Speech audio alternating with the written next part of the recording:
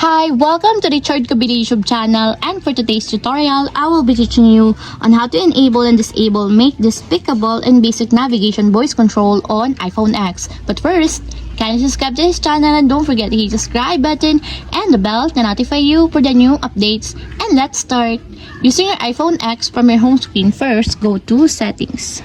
Then in the settings, scroll down and find the accessibility and then tap. Then in the accessibility, scroll down again and go to physical and motor section and then tap the voice control.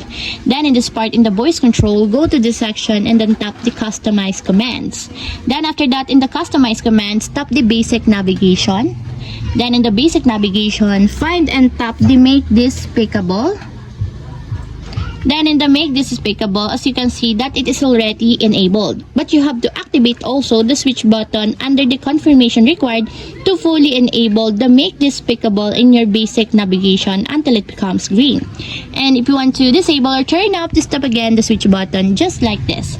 And that's it, we have successfully enabled and disabled make this speakable and basic navigation voice control on iPhone X. If you have a question, kindly comment down below and don't forget to hit the subscribe button and the bell to notify you for the new updates.